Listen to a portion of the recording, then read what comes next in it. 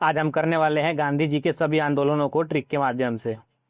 याद करने की आपको ज़रूरत ही नहीं पड़ेगी इसके बाद, क्योंकि हम ट्रिक से ही याद करने वाले हैं। इस जितने भी हमारे पास ट्रिक है इसमें आजमाएंगे। तो चलिए वीडियो को हम शुरू करते हैं बिना किसी समय को गंवाए, समय व्यर्थ करें। तो सबसे पहले हम गांधी जी के जीवन परिचय के बारे में जानने वाले हैं। गांधी जी का जन्म 2 अक्टूबर 1869 को पोरबंदर में हुआ था। पोरबंदर है गुजरात में, ध्यान रखिएगा, ठीक है। 2 अक्टूबर को अंतर्राष्ट्रीय अहिंसा दिवस के रूप में मनाया जाता है। अहिंसा दिवस कब मनाते हैं? अहिंसा दिवस मनाते हैं हम 2 अक्टूबर को, ठीक, ये भी याद रखिएगा। गांधी जी के पिता का नाम करमचंद गांधी था, जबकि इनकी माता का नाम पुतलीबाई था। इनका विवाह केवल 13 वर्ष की आयु में कस्तूरबा गांधी से कर दिया गया था। तो इनकी पत्नी का नाम हुआ कस्तूरबा गांधी, ठीक है। पत्नी हुई इनकी कस्तूरबा गांधी।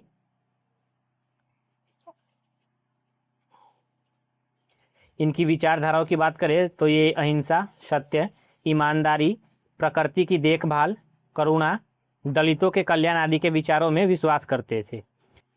राजनीतिक गुरु की बात करें तो गोपाल कृष्ण गोखले इनके राजनीतिक गुरु थे। इनकी मृत्यु जो हुई थी वो नाथूराम गोडसे के द्वारा गोली मारकर हत्या कर दी गई थी 30 जनवरी 1948 को। कब? तो 30 जनवरी 1948 को गोली मारकर इनकी हत्या कर दी गई थी, और 30 जनवरी को हम शहीद दिवस मनाते हैं, ठीक। गांधी जी की मृत्यु 30 जनवरी 1948 को गोली मारकर की गई थी नाथूराम गोडसे के द्वारा, और 30 जनवरी को ही हम शहीद दिवस भी मनाते हैं। दक्षिण अफ्रीका से वापस आने के उपलक्ष्य में 9 जनवरी को प्रवासी भारतीय दिवस के रूप में मनाते हैं। क्वेश्चन बनता है प्रवासी भारतीय दिवस हम क्यों मनाते हैं?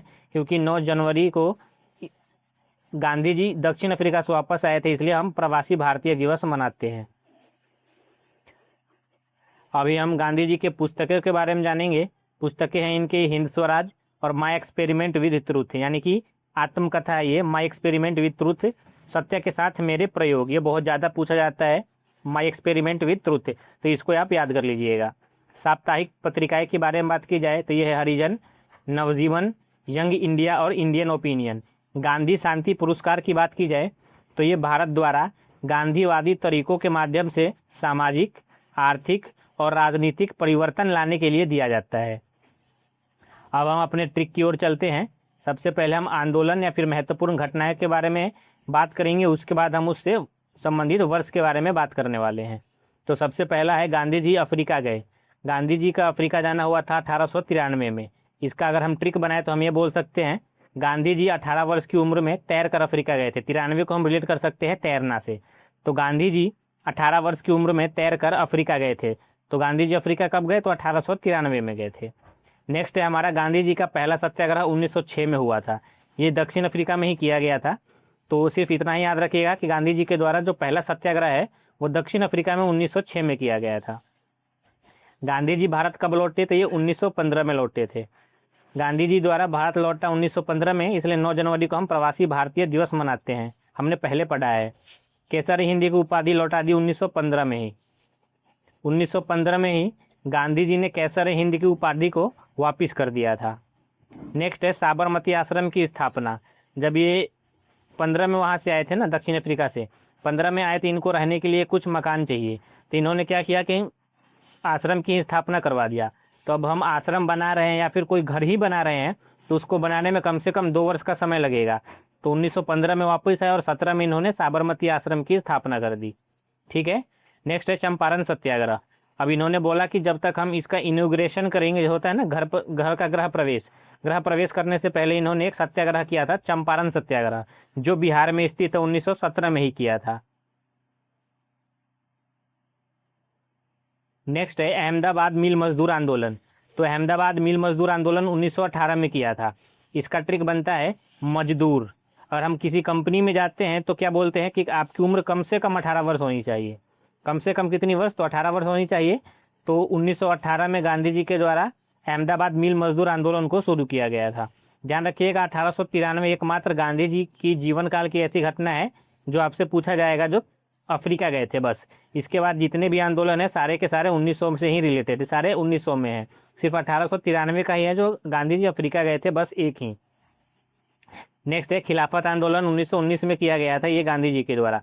रॉलेट एक्ट भी इस समय ही आया था, उसको भी याद रखिएगा। लेकिन खिलाफत आंदोलन की बात की जाए तो ये 1919 में गांधी जी के द्वारा शुरू किया गया था। असहयोग आंदोलन किया गया था 1920 में। असहयोग आंदोलन 1920 में किया गया था।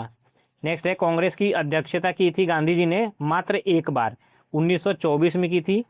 कब? तो 1924 में बेलगाम अधिवेशन की अध्यक्षता की थी। वो गांव का नाम पूछ लिया जाता है, किस गांव में? तो बेलगाम की। ठीक है, बेलगाम अधिवेशन 1924 में हुआ था, एकमात्र अधिवेशन जो गांधी जी के द्वारा किया गया था। नेक्स्ट है हमारा दांडी मार्च, जो 1930 में किया गया था। आपको ये तो पता होगा कि दांडी मार्च जो है वो नमक से संबंधित है। तो अगर हम दुकान पे नमक लेने जाएंगे तो नमक कितने रुपए के मिलेगा? नमक हमें मिलेगा 30 रुपये केजी पड़ता है। तो दांडी मार्च जो नमक से संबंधित है वो 1930 में शुरू किया गया था। नेक्स्ट है सविनय अवज्ञा आंदोलन, ये भी गांधी जी के द्वारा 1930 में ही शुरू किया गया था। ठीक, आगे चलते हैं। अब हम आगे है गांधी इरविन समझौता कब हुआ था? तो गांधी इरविन समझौता 1931 में हुआ था, गांधी जी और इरविन के मध्य में। नेक्स्ट है द्वितीय गोलमेज सम्मेलन। तो द्वितीय गोलमेज सम्मेलन में गांधी जी 1931 में शामिल हुए थे।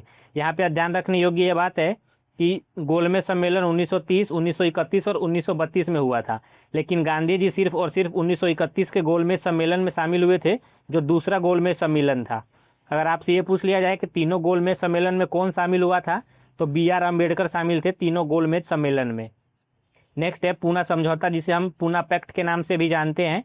इसे 1932 में गांधी जी के द्वारा किया गया था। हरिजन संघ की स्थापना भी 1932 में ही किया गया था गांधी जी के द्वारा। पूना पैक्ट की बात की जाए तो ये गांधी जी और B.R. अम्बेडकर के बीच ही हुआ था। नेक्स्ट है भारत छोड़ो आंदोलन। तो भारत छोड़ो आंदोलन 1942 में हुआ था, 1940 में नहीं, ये गलत हो गया है। तो भारत छोड़ो आंदोलन 1942 में हुआ था, इसको आप करेक्ट जरूर कर लीजिएगा। और आपको अगर PDF चाहिए तो आप टेलीग्राम ज्वाइन कर लीजिएगा, जो आपको डिस्क्रिप्शन में मिल जाने वाला है लिंक। इसका ज्वाइन करना ना करना आपकी मर्जी है, बस वहाँ से आपको PDF डाउनलोड करके एक बार आपको प्रैक्टिस जरूर करना है, आपको अपने से, खुद से। आगे चलते हैं हम अपने वीडियो में। तो अब हम गांधी जी के द्वारा स्थापित प्रमुख आश्रमों की बात कर लेते हैं, जिसमें शुरुआत के जो 2 आश्रम थे वो गांधी जी के द्वारा दक्षिण अफ्रीका में ही स्थापित किए गए थे। वो आश्रम है फिनिक्स आश्रम, जो डरबन दक्षिण अफ्रीका में स्थापित किए गए थे, और दूसरा है टोलेस्टॉय आश्रम, जो जोहानसबर्ग दक्षिण अफ्रीका में स्थापित किए गए थे। ठीक है, इसके बाद है साबरमती आश्रम। तो आप समझ ही सकते हैं साबरमती आश्रम अहमदाबाद गुजरात में स्थित है। नेक्स्ट है सत्याग्रह आश्रम, ये भी अहमदाबाद गुजरात में ही स्थित है। अगला है अनासक्ति आश्रम। अनासक्ति आश्रम कौशानी उत्तराखंड में स्थित है। और नेक्स्ट है हमारा सेवाग्राम आश्रम। सेवाग्राम आश्रम है वर्धा महाराष्ट्र में। इसका ट्रिक देखिए, अगर सेवाग्राम सेवा करिएगा तो क्या चाहिएगा? वरदान चाहिएगा।